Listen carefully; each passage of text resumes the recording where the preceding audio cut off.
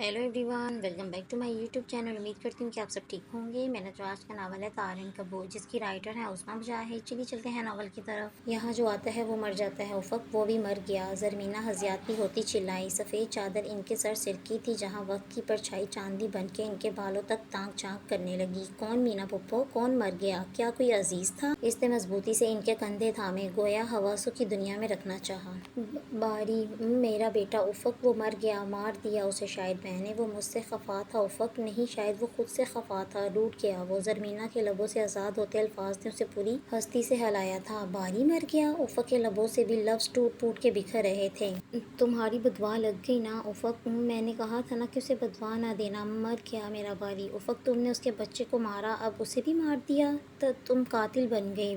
वो रोती हुई सीना कुबी करते खुद को ज़दूकोब करने लगी थी। माई मीरा हैरानी से हवेली की पाक बीबियों की ज़िंदगी का ये पहलू देख रही थी। जरमीना का बेटा उफक की बदवा। वो कड़ियों से कड़ी मिलाने लगी थी, मगर उसके हाथ कोई सिरा नहीं लग रहा था। मैंने उसे बदवा नहीं दी मीना पुप्पो, हम दोनों को तो आ लग गई। मोहब्बत अपने साथ खेलने वालों को माफ़ नहीं करती। इसने भी हमें माफ़ नहीं किया। मोहब्बत की बदवा ले डूबी हमें। उफक दो जानों इनके सामने बैठते अपनी सफाई देने लगी थी। इसने आपकी उफक को तोड़ दिया। मोहब्बत भला उसे कहाँ बख्शती? वो अपने गुनाहगारों को नहीं बख्शती। वो ज़ोर से हंसी थी, जहाँ हवेली की खामोशी में इसकी हंसी गूंजती वापस इसी तक लौट आई थी। ताक पे बैठा एक परिंदा शायद प्यास की शिद्दत में इनके पाँव के करीब गिरा था, लेकिन कोई भी इस तरफ मुतवज्जा नहीं हुआ। बारी उसे होश में आता देख फैजान इसकी तरफ बढ़े थे। इसने मंदी मंदी आंखों से अपने सामने मौजूद शख्स को देखा। वो सराबी थी, ऐसी देवी जैसे मंदिरों की घंटी बजा के पूजा जा रहा था। मेरे ख्वाबों की हकीकत से आगाह थे ना आप, फिर मुझे क्यों नहीं बताया? फैजी, मैंने कहा था ना कि मुझे मेरी मंजिल तक रसाई से रोकने वाले आप हो। क्यों छुपाया? सच क्यों? वो हिजानी कैफियत में मुब्तला थे। इसके सवाल हमेशा की तरह बहुत कड़े थे। मैं गुनाहगार हुआ, एक बार तो हकीकत बताई होती मैं लौट आता। फैजान यकटक उसे देख रहे थे, जो इसे मुखातिब करता खुद से बातें करने लगा था। बारी एक मौका तो दिया होता, एक बार तो यकीन किया होता वो गलत नहीं है। फैजान ने ड्रिप लगे हाथों को चूमा। बारी की सांस उखड़ने लगी थी। फैज़ान को पता चला था इसने खुद को ज़हनी इज़्तिराब से निकालने के लिए ड्रग्स का इस्तेमाल शुरू कर दिया था, जो इसके नर्वस सिस्टम को बुरी तरह मुतासिर कर चुकी थी। मत भूलें, अगर उफ़क़ शाह टूटी है तो इसकी वजह से आप, नफ़रत की वजह से आप हैं। बताएं मुझे, क्यों करता है वो आपसे इतनी नफ़रत? उफ़क़ को आज अपने हर सवाल का जवाब चाहिए था। ज़रमीना शाह ने एक बेबस निगाह उफ़क़ पे डाली। ज़रमीना शाह, जो सल्जोक शाह और सकलैन शाह की इकलौती बहन है, हाथ का छाला बना के जिसे पाला गया। आखिर क्या ऐसा हुआ कि जो वो एक पहेली बन गई? जानती हैं क्या कहता है वो आपको? मकड़ी, मकड़ी जो धोखेबाज है, जो अपना घर ख़राब कर देती।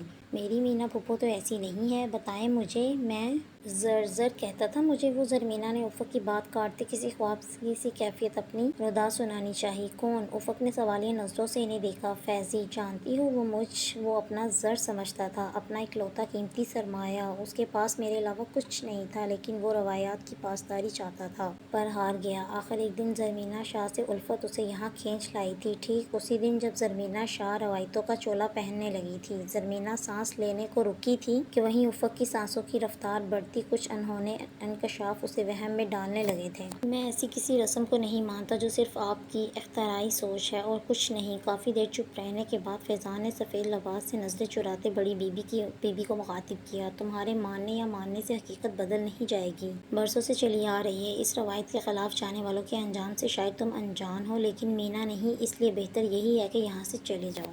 ज़रमीना शाह की माँ ने फैज़ान की बातों का जवाब देते उसे बाहर का रास्ता दिखाया। प्लीज़, तुम अपने लिए स्टैंड क्यों नहीं ले रही? फैज़ान ने बड़ी बीबी को मुकम्मल इग्नोर करते ज़रमीना शाह के सामने आते कहा। फैज़ी, आप प्लीज़ यहाँ से जाएं, अम्मा साईं सही कह रही हैं, प्लीज़। ज़रमीना शाह ने बजाय इसकी बात समझने के वहाँ से जाने का मशवरा दिया। नहीं, कभी भी नहीं। मैं तुम्हें इस फरसुदा रस्म की भेंट नहीं चढ़ने दूंगा। फैज़ान अपने मौक़िफ़ पे कायम था। ठीक है, अगर तुम्हारी यही ख्वाहिश है तो अपने अंजाम के लिए तैयार रहना। बड़ी बीबी उसे वार्न कर रही थी। ज़रमीना शाह ने अपने सर से दुपट्टा उतार के फैज़ान के कदमों में रखते उसे वहाँ से जाने की इल्तिजा की। कितनी देर वो बेयकीनी से इस लड़की को देख रहा था, जो दिल के मकीन होने का नाजायज़ फ़ायदा उठा रही थी। आपको हमारी पाकीज़ा मोहब्बत का वास्ता, फैज़ान यहाँ से चले जाएं। बड़ी बीबी ने तनफर भरी नज़रों से ये मंजर देखते रुख मोड़ लिया था। वो शिकस्त खुर्दा सा वहाँ से निकल आया था। बैरूनी दरवाजे से निकलते वो वहाँ से निकल रहा था जब रास्ते में एक औरत आ ठहरी थी। तुम उसे यहाँ से ले जाओ, वो यहाँ रहने के लिए नहीं बनी। सफ़ेद लिबास ओढ़े वो औरत मजबूत आवाज़ में बोली थी। फैज़ान ने उलझी नज़रों से उसे देखा। आप कौन? उसे ज़रमीना से मिलन की आस जगी तो फ़ौरन इस औरत के बारे में जानना चाहा था। زرمینہ زرمینہ ہی سمجھ لو مجھے، اس حویلی کے چپے چپے پہ میں تمہیں زرمینہ کا روپ دھاڑے عورت ملے گی، اس لیے اسے لے جاؤ، آزاد کروا لو ان غلاموں کی گردشوں سے۔ آنکھوں سے آنسو پھیلتے، جھریوں زدہ چہرے پہ پھیلے تھے، وہ سب دم سادھے انہیں دیکھ رہا تھا۔ وہ نہیں جائے گی، فیضان نے شرمندگی سے اعتراف کیا۔ بچی ہے نا، نہیں جانتی ان مگتوں میں پہاڑ جیسی زندگی بنا کسی امنگ کے جینا کتنا دشوار ہے۔ اب کے لہجہ ٹوٹا ہوا تھا، لیکن کچھ دیر میں اس کا نکاح ہے شاید قرآن کے ساتھ۔ جب اس گھر میں ثقلین شاہ سلجوق کے بچوں کی کلکاریاں گونجیں گی، اسے اپنے اندر ایک احساس محرومی ہوگی۔ جب ان کی بیویاں سج دھج کے شوہر کی نظروں کا خراج وصول کریں گی، چاہے جانے کی تشنگی بڑھے گی، ایسے میں اندھیری راتوں میں کسے اپنا سہارا بنائیں گی۔ روشنی کی اس کتاب میں خیر و برکت ہے، ایمان ہے، زندگی گزارنے کی راہ، لیکن ایک عورت ذات کئی محرومیوں کا ازالہ نہیں۔ فیضان نے ان کی بات کی گہرائی کو سمجھتے اسبات میں سر ہلایا تھا، لیکن کچھ دیر یہیں رک جا، وہ آ جائے گی۔ فیضان ان کے اس اعتماد پہ حیران سا رکا تھا۔ کچھ دیر وہ اس لیے اپنے حجرے کی طرف بڑھی تھی، یہاں عمر رسیدہ و پاک بیویوں کو آزادی مل جاتی ہے، بیٹا کوئی ان ہڈیوں کے لیے بھلا کیوں آئے گا؟ فیضان کے دل میں واقعی کئی خدشے سر اٹھانے لگے تھے، لیکن ٹھیک 15 منٹ بعد زرمینہ شاہ ان کے پاس تھی۔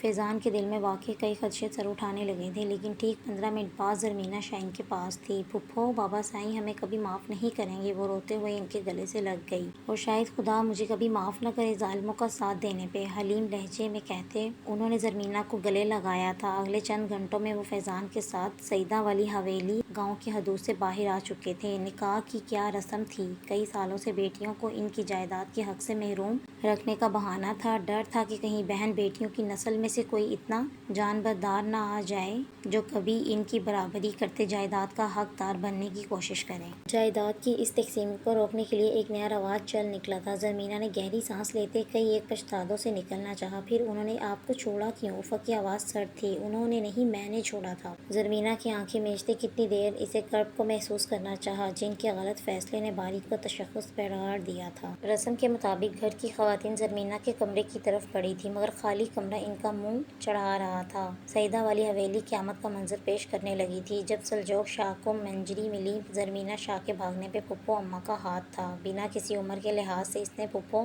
اماں پہ لاتوں گھونسلوں کی بارش کر دی تھی۔ کتنے دن انہیں بھوکا پیاسا سا رکھا گیا تھا۔ کئی دن قید کی صحبتیں برداشت کرنے کے بعد بالآخر انہیں اس بے رنگ زندگی سے چھٹکارا حاصل ہو گیا تھا۔ مجھے یقین ہی نہیں ہو رہا کہ میں نے اپنی منزل حاصل کر لی ہے زر۔ کچھ دیر پہلے ہی فیضان کے دوستوں کی موجودگی میں اس کے فلیٹ پر اس کا نکاح ہوا تھا، جہاں زرمینہ شاہ زرمینہ فرزان بن کے ان کے پہلوؤں میں بیٹھی تھی۔ نہ جانے حویلی میں کیا طوفان برپا ہو گیا۔ زرمینہ کے لہجے میں اداسی چھائی تھی۔ وقت کے ساتھ سب ٹھیک ہو جائے گا زرمینہ، اور اب تو تم اس فضول رسم سے بھی محفوظ ہو۔ فیضان نے اس کا ہاتھ تھامے ہلکا سا دبایا تھا۔ زرمینہ چونکتے ہوئے سیدھی ہو بیٹھی۔ کچھ دیر پہلے ہوئے نکاح کی رسم اپنی جزیات سمیت سامنے آ ٹھہری تھی۔ اس نے شرماتے ہوئے سر جھکا لیا۔ مجھ سے وعدہ کرو زر، حالات جیسے ہوں، کٹن ہو، تم مجھے چھوڑ کے نہیں جاؤ گی۔ فیضان نے اس کے ہتھیلی کی پشت پہ لب رکھتے ساتھ اپنا ہاتھ اس کے سامنے کیا۔ زرمینہ نے کچھ جھجکتے اس کا ہاتھ تھام لیا۔ اب تو ساری کشتیاں جلا دی ہیں، شرمائے لہجے میں گویا اس نے فیضان کے خدشوں کو دور کرنا چاہا تھا۔ بس مجھے یہی حوصلہ چاہیے زر، اب جو کچھ بھی ہوں میں ہوں۔ فیضان نے اس کی طرف جھکتے کہا۔ آنے والے دنوں کی کئی خوشگوار ساعتوں نے انہیں خوش آمدید کہا تھا۔ دن، ہفتوں اور پھر 6 مہینوں میں گزرے۔ وہ فیضان کے ہمراہ اپنی زندگی کو مکمل طور پہ جی رہی تھی، جب ڈاکٹرز نے اسے دوسرے جی سے ہونے کی نوید سنائی۔ فیضان یہ خوشخبری سنتے اتنا خوش تھا کہ اس کا بس نہیں چلتا تھا کہ وہ اسے زمین پہ پیر نہ رکھنے دے، لیکن زرمینہ کے اندر مسلسل خاموشی اور اداسی کا ڈیرا تھا۔ تم خوش نہیں زر؟ فیضان نے بوجھل انداز میں پوچھا، جہاں زرمینہ کی مسلسل خاموشی اسے کوئی مجرم ثابت۔ ہمارا بچہ رشتوں کے معاملے میں کیا ہمیشہ محروم رہے گا؟ گھٹنوں پہ چہرہ ٹکائے اس نے فیضان سے سوال کیا۔ نہیں، بالکل بھی نہیں زر، دیکھنا امی جلد ہی مان جائیں گی زر، ہمارا بچہ ہمارے رشتے لوٹا دے گا۔ میں کم ہمت نہیں ہوں، بس ایک ڈر سا ہے کہیں تمہارے گھر والوں کے بعد میرے گھر والے بھی مخالفت کرتے ہمیں کسی مشکل کا شکار نہ کرتے ہیں۔ میں تمہیں کھونا نہیں چاہتا، اور اب تو بالکل بھی نہیں۔ فیضان نے اس کے سر پہ بوسہ دیتے نہ جانے خود کو تسلی دی تھی یا اسے دن سبک روی سے گزر رہے تھے۔ دونوں ہی اپنے گھروں سے دوری، اپنی کبھی اداس تو کبھی خوش زندگی انجوائے کر رہے تھے۔ جب ان کے لیے پہلی آزمائش کھڑی ہوئی، روٹین کے چیک اپ کے مطابق وہ اسے ہاسپٹل لایا تھا۔ ڈاکٹر سے فارغ ہوتے اسے کوریڈور میں بٹھائے وہ میڈیسن لینے گیا تھا جب ہاسپٹل میں ایک زخموں سے چور شخص لایا گیا تھا۔ وقت کے 1000ویں لمحے میں اس نے اس شخص کو پہچان لیا تھا۔ وہ دوڑتے ہوئے وہاں تک پہنچی، دھڑکتے دل سے دوبارہ زخموں سے چور شخص کو دیکھا۔ یہ کیا ہوا انہیں؟ کسی کھائی سے آواز آئی تھی، لاوارث نعش پڑی تھی روڈ پہ، کوئی بھی پہچان نہیں پا رہا تھا۔ کتنا برا ایکسیڈنٹ ہوا ہے، سنا ہے ام الخبائث کے نشے میں دھت تھا۔ مختلف لوگوں کی باتوں سے نکلنے الفاظ پہ اس نے اپنے چکراتے سر کو تھاما۔ سید سلجوق شاہ جب زمین پہ بھی چلتا تھا تو اس کے کرافٹ سے زمین کانپ اٹھتی تھی۔ لاوارث نعش کی طرح سامنے تھا۔ کتنی دیر لگی تھی اسے اپنے حواس مجتمع کرنے میں۔ فیضان وہاں آیا تو اس کا یوں لٹکا ہوا انداز دیکھتے گھبرا سا گیا جو سامنے موجود میت کے پاؤں پاس ٹھہری تھی۔ کیا ہوا زر؟ کسی انہونی کے تحت اس نے زرمینہ کے کندھوں پہ ہاتھ رکھا۔ اتنے اجنبیوں میں ایک آشنا کی شکل دیکھتے وہ ٹوٹ کے بکھری تھی۔ فیضی سلجوق بھائی، بڑی مشکل سے لفظ ٹوٹ ٹوٹ کے ادا ہوئے۔ اس کے انکشاف پہ فیضان نے ایک گھبرائی ہوئی نگاہ میت بنے اس شخص پہ ڈالی۔ میں نیکسٹ ایپیسوڈ جلدی اپلوڈ کروں گی، تب تک کے لیے اللہ حافظ، اپنا خیال رکھیے گا۔